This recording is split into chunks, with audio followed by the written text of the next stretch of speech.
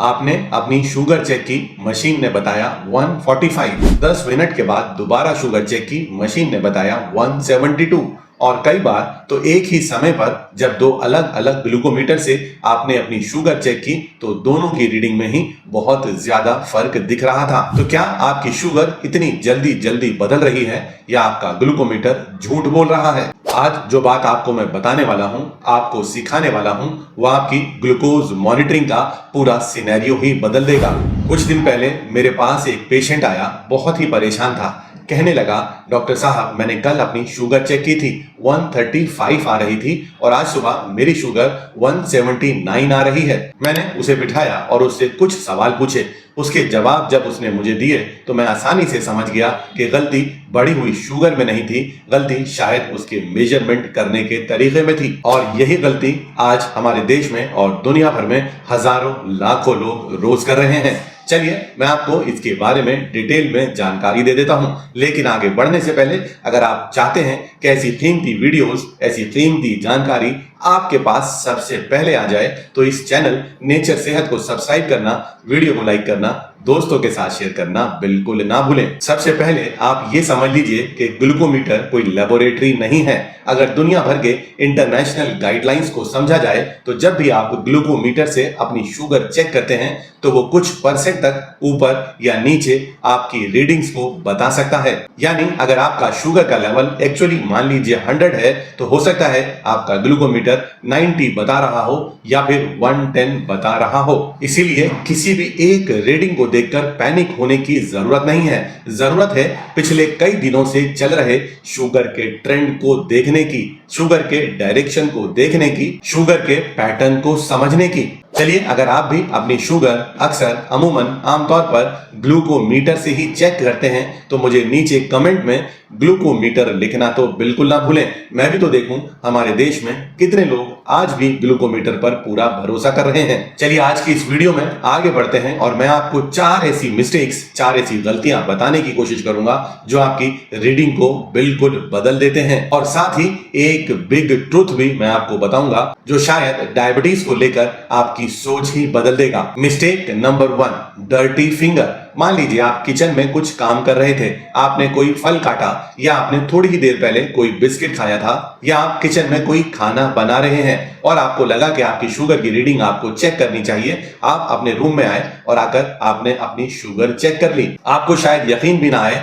आपने जो थोड़ी देर पहले खाना, कोई भी फूड हैंडल किया था उसके बहुत छोटे छोटे माइक्रो पार्टिकल्स आपकी फिंगर पर चिपके रह जाते हैं। और जब आप अपनी शुगर चेक करते हैं तो वह आपके ब्लड में शामिल होकर आपकी शुगर को बढ़ा हुआ दिखा देते हैं। बहुत सारी रिसर्च स्टडीज में देखा गया, जब आप फिंगर को अच्छे से धोकर या क्लीन कर कर अपनी शुगर को चेक करते हैं तो ये वैल्यू 20 से लेकर 40 तक भी कम आ सकती है। इसलिए सिंपल सा रूल समझ लीजिए, शुगर चेक करने से पहले अच्छी तरह साबुन से अपने हाथों को धो लीजिए, टॉवल से साफ कर लीजिए, सुखा लीजिए और उसके बाद शुगर टेस्ट करना है।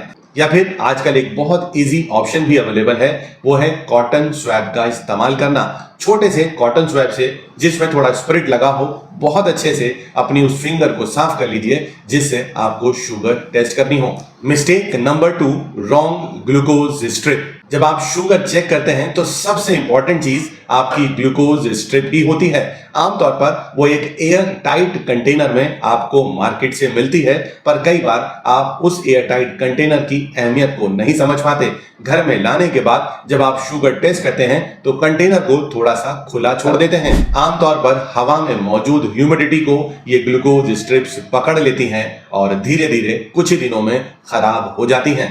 या कई बार आपने ध्यान नहीं दिया होता, रखे रखे ही वो टेस्ट स्ट्रिप्स एक्सपायर हो चुकी होती हैं। तो अगर इस तरह की ग्लूकोज टेस्ट स्ट्रिप्स का आप इस्तेमाल कर रहे हैं तो सही रीडिंग की उम्मीद आप कैसे कर सकते हैं? तो ध्यान रखिए, हमेशा जब भी आप ग्लूकोज स्ट्रिप्स खरीद कर लाएं, उस एयर टाइट कंटेनर को स्ट्रिप निकालने के तुरंत बाद अच्छे से बंद कर कर रख दें और ऐसी जगह पर रखें जहां पर हीट या ह्यूमिडिटी मौजूद ना हो। Mistake number 3, testing at the wrong time, गलत समय पर आप शुगर चेक कर रहे हैं। बहुत सारे लोग मुझे बताते हैं कि डॉक्टर साहब हमारा शुगर का लेवल नाश्ते के बाद तो हमेशा ठीक ही आता है।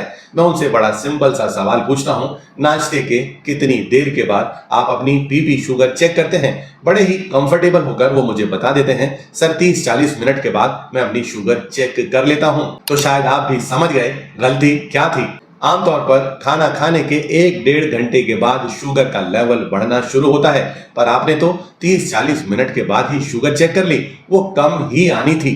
पीपी शुगर चेक करने के लिए जो दुनिया भर की स्टैंडर्ड गाइडलाइंस हैं, वो है अपने ब्रेकफास्ट करने के कम से कम 1.5 से 2 घंटे के बाद शुगर चेक की जाए। और वहीं अगर फास्टिंग शुगर चेक करनी है तो आपके डिनर के लगभग 10 से 12 घंटे के बाद आपको अपनी फास्टिंग शुगर चेक करनी चाहिए। बेवक्त की गई शुगर चेक, रैंडमली की गई शुगर चेक आपको शायद धोखा भी दे सकती है। सही जानकारी तो आपको बिल्कुल नहीं मिलने वाली। मिस्टेक नंबर 4, ब्लड ड्रॉप निकालते वक्त फिंगर को बहुत ज्यादा स्क्वीज करना। जब आप ऐसा करते हैं तो आपकी फिंगर के टिश्यूज में मौजूद फ्लूइड भी आपके ब्लड में मिक्स हो जाता है। ऐसा होने से ब्लड की कंसिस्टेंसी या कॉन्स्टिट्यूशन बदल जाता है और रीडिंग भी बदल जाती है।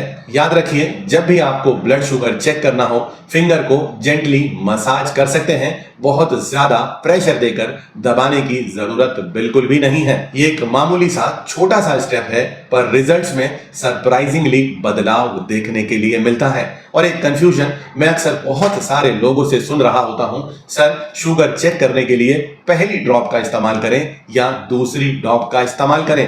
देखिए, मेरी बात समझ लीजिए, अगर आपने मेरी बताई हुई चारों मिस्टेक्स को एलिमिनेट कर दिया है, खत्म कर दिया है, तो आप बिल्कुल आराम से बिना डरे पहली ड्रॉप से ही अपनी शुगर टेस्ट कर सकते हैं। चलिए आगे मैं आपको बताऊंगा एक बहुत बड़ा बिग ट्रूथ, जिसको सुनने के बाद आपकी डायबिटीज को लेकर सोच ही बदल जाएगी। उसे सुनने से पहले, आगे बढ़ने से पहले, अगर इन चारों गलतियों में से आप कोई भी मिस्टेक कर रहे हैं तो उस मिस्टेक का नाम लिखना मुझे नीचे कमेंट में बिल्कुल ना भूलें। चलिए मैं आपको अब उस एक बड़ी सच्चाई से भी सामना करा देता हूं।